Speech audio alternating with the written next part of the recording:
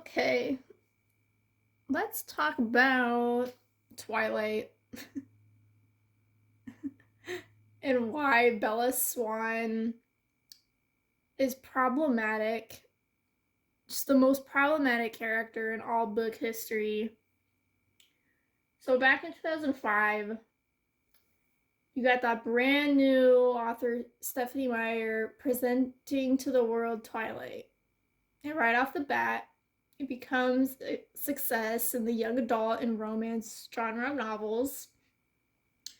Even more so when it gets picked up to be adapted into a film. And until 2008, this film would eventually become one of the most biggest pop culture phenomenons of the 21st century. And to this day, it still has a massive fan base. But going back to its roots of being nothing more than a book series, a lot has been taken from Twilight, as at the time it was relatively new and completely different representations of vampires, and really kind of the pioneer of the human and immortal or even monster romances for teenagers in the younger generation, aside from Buffy. But this was strict just human vampire like action. And so one of the reasons why Twilight had become such a success was honestly because of the characters. And so Meyer created a dynamic and real look inside of Forks, Oregon. I was about to say Washington. No, it is Washington. Guys, work with me. You know what I meant. Okay. Where was I going? But yeah, it's in a world where vampires and werewolves are secretly living with humans. And what pulled many of us readers in were the dynamic and engaging characters of both the Cullens and the Black family. Because each family member, especially from the Cullen side, had their own personality and backstory that eventually would be revealed as the story progressed. And even though they're considered supporting characters, you wanted to know more. Like, they were the ones that you were hoping you would get to like know and follow along with more. But the biggest issue that the Twilight series suffers from is its own protagonist, Miss Bella Swan. And I'm going purely based on from the novels, not really the films. But Bella Swan, she's introduced to us as a clumsy, introverted, and intellectual, smart girl, and she's 17. She moved from Phoenix, Arizona, all the way to Forks on her own free will for her mother's sake. And in the beginning, it's learned that Bella's parents had been divorced and had her at a young age, and so her mother, Renee, she's the extrovert and free spirit, whereas her dad, Charlie, is more conserved and low maintenance. Like, he's the type of guy that you have to check in every once in a while to make sure he's even alive. And despite having spent her time and grown up with her family in Forks, it was Renee's problem with it that she just wanted to leave and get out of there. So she took a young Bella away, much to Charlie's dismay. And after settling in Phoenix, Bella's mom became involved with Phil. He's the professional baseball player, the athlete. And they quickly have a blossoming chemistry and move in together.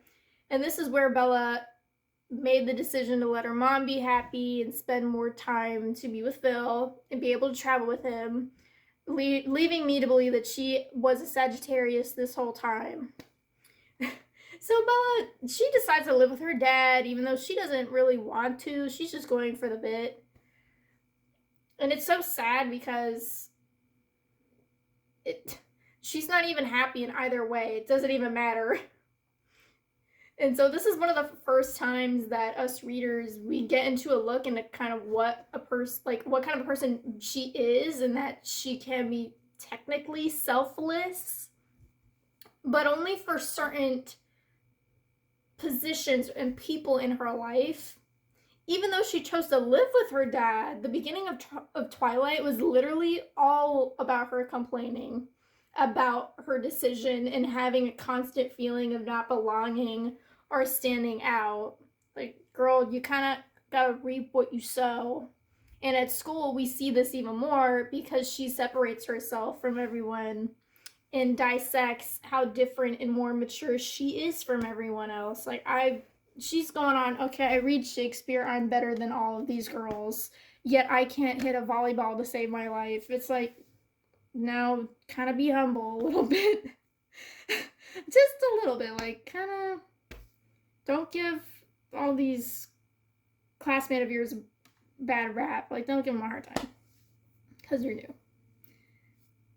Because it's times like these that make her seem so narcissistic and egocentric, because she purposely tries to avoid making new friends.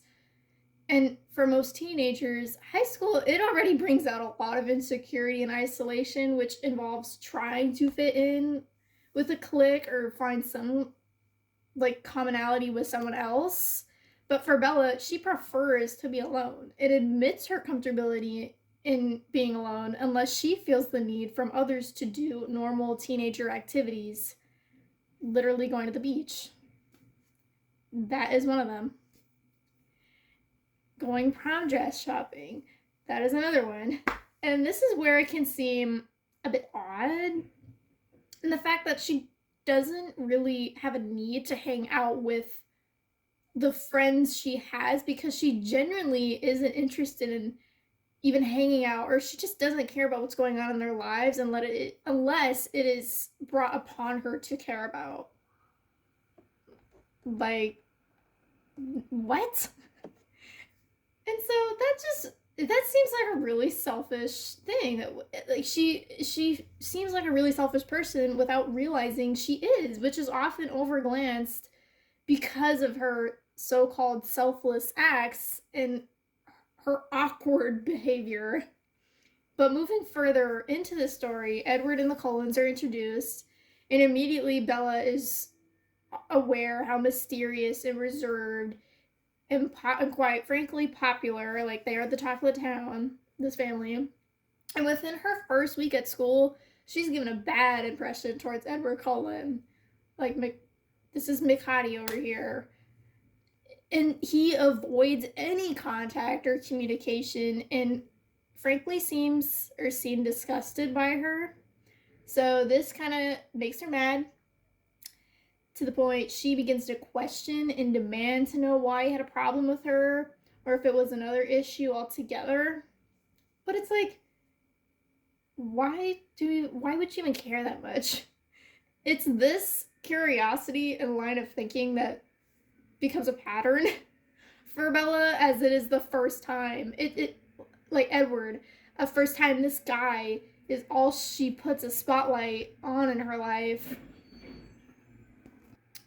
And aside from normal high schoolers, it seemed like a situation where most of the times he would forget eventually and think about other priorities and just literally anything else in their lives. But for her, it's the center point of wanting to get to the bottom of. Like, she's like, I need to know why this guy, I need to know why McHottie is like giving me such a hard time. Like, what did I do wrong? Maybe that's just his face, you know? Not everyone is going to be a basket of rainbows. That's just life. Get used to it. But she doesn't. And so later, when it's discovered who and what Edward is, spoiler alert, vampire, she finds herself trapped knowing this knowledge that vampires exist and are in Forks. All the while her romantic feelings for him happen. And it's important to note that prior to all the experiences they've had with one another, Edward had been giving her the cold shoulder and would mess with her mind, since one day he would be friendly and the next he saves her from getting killed in a car crash, only to deny that she knows something is different about him from everyone else. And this makes it seem unusual how the two even developed any feelings for each other, as it never became a possible reaction or even something between the two that would allow a friendship. It's just, you almost feel like you're missing something, you're missing a scene or whatever. It's like, how did they even get to like see each other in that way? But all the reader is exposed to is her infatuation over Edward's perfection, a mortal beauty, and him being a literal real life god. For her case, she only falls for him because of his looks, odd behavior, and the edge of knowing that he is a vampire who has to keep himself from literally drinking her blood. Already, there are so many red flags in this that should make Bella view him as just nope, but she doesn't. She sees him as the most perfect thing in the entire world that can do no wrong. Despite the fact that he constantly dismisses her of that and fails to see why she doesn't react and think like a normal human being would. This problem, it just makes it impossible to really understand her feelings and justification over him if it is not clarified, and if she really likes Edward underneath the surface. And if he didn't have special abilities, just take away everything, take away of what made him a vampire or anything, would she still even love him? So this back and forth dilemma of them being a couple goes on in the books, where Bella's other friends and any other hobby or interest she might have had just goes out the door as she enters Edward Cullen's life. She essentially becomes just a supporting character in their play. That's how it reads. However, yes, it can be argued that Twilight is a story about first love, and Bella's new and intense relationship becomes a huge part of her adolescent life, or what was left of it. Yet the issue is that she becomes so codependent on this dude. She can't do anything without Edward's approval, and she chooses to put himself over anything going on in her life. If one of her friends like Jessica or even Mike offered to hang out at the movies with her and Edward was available to spend time with her, she would always choose him over her so-called friends. And this also happens with Charlie, her own dad, who she moved to be with, knowing all too well that he would give her space and not really bother her. Like, what? And so this selfishness keeps coming like from Bella, as she only seems to care or put interest in her parents unless it is needed to be. And for most of her time at Forks, she avoids spending time with her dad, yet she acts as the cleaner and cook, so they're literally nothing more than just roommates, which is just sad. It's just, she is the epitome of just sadness. Like, it just, she's not happy in either situation, and I think technically she probably even likes her mom more, but it's just, really? Like, how was it that bad in Forks compared to life in Arizona? Like, you probably could have been fine staying over there, but we would not be having this discussion, or the story would not have been made. But choices were made. That's what happened. But yeah, going back, this deviation of her relationship with her parents is odd and not really explained why it is the way it is. Because Bella, she rarely shows true affection or even love back to her parents. And one of the examples I'm making here is she refers to them by their first names instead of just mom or dad, which a majority of normal teenagers do. There should be no necessary means to address your parents by their legal name, unless you grew up in a strict household or just, but there's nothing to indicate of that. some people would say it's a respect thing, but I'm like, no, that's just it's atypical. At least, like, even in this world, this universe. But it also, like, kind of makes it seem egotistical, because it makes it seem that she puts herself above others, and she reflects so highly of herself, yet also just bags on herself. Like, it's so unhealthy. Her own toxic relationship with herself, and she only thinks about what she wants, at the same time not finding any value in her life, not finding any value in being human. That just makes it so off-putting. It's like, why do I want to read about this or anything? It's just discouraging, given how much there's not much time really spent between her and Edward, even as a couple, but literally all the events that lead up to Breaking Dawn is intense. It's just, what are we doing here? Like, and even being in love with a vampire who explicitly warns her that them being together is not the smartest idea, she pursues it anyway. Like, there's no normal sense of doubt or just, this guy actually can kill people. Like, she rather have fun and get involved with Edward and not think to consider that her own life will enter a dangerous, like, world and just complicated events. So in a way, she is a hypocrite and doesn't realize that there is more to life than just this dude and his family, because she already places her future at a dead end, since she knows she isn't like other teenage girls and there isn't anything special about her except for the fact that Edward was interested in her and fell for her and led her into his life. Like, that's what it took. That's the only thing. A vampire, a literal stone entity of a man. It's this act of behavior that, like, she needs to find another reason to even, like, live besides this guy who is dead.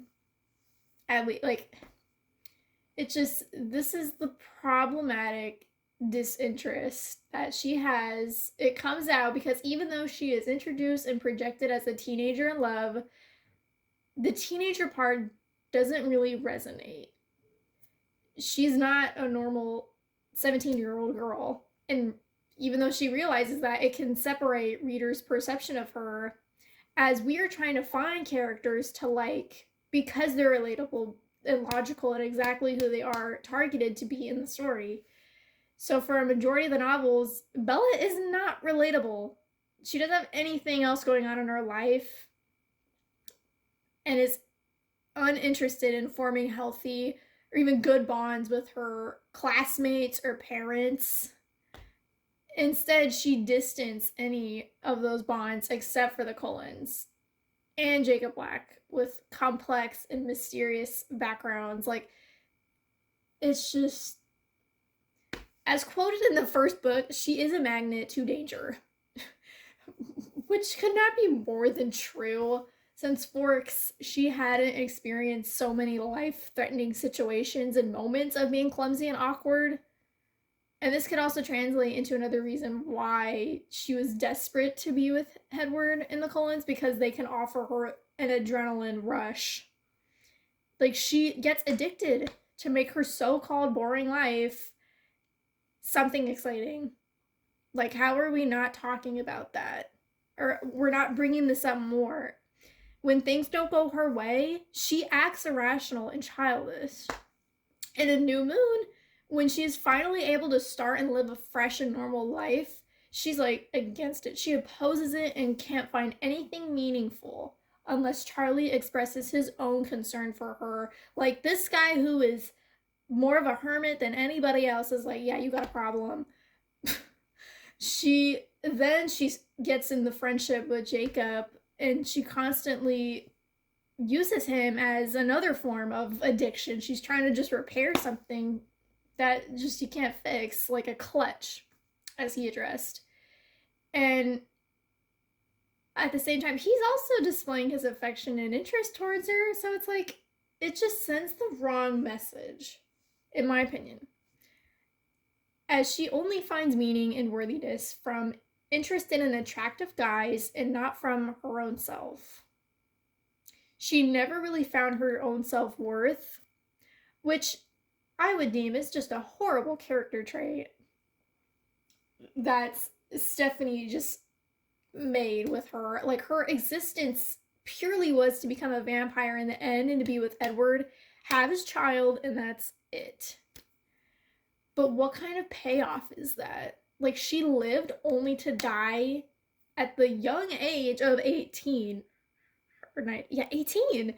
So, and literally, once she got into Forex, her life had been sped up as she got into a deep relationship, graduated, got engaged, then married, got pregnant, and nearly died in childbirth.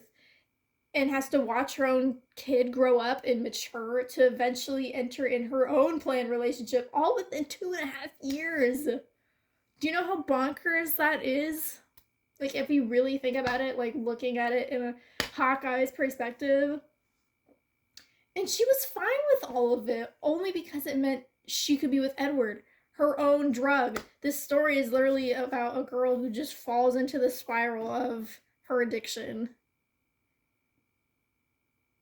Like, and despite Edward actually being a dangerous immortal, in a lot of ways, Bella is worse than the actual monster in the entire series. That's my argument. That's the hot take, guys, and that's why she's problematic. So I know this could probably get some heat, but like, do you understand a little bit, like, why? Like, kind of, let's think about this.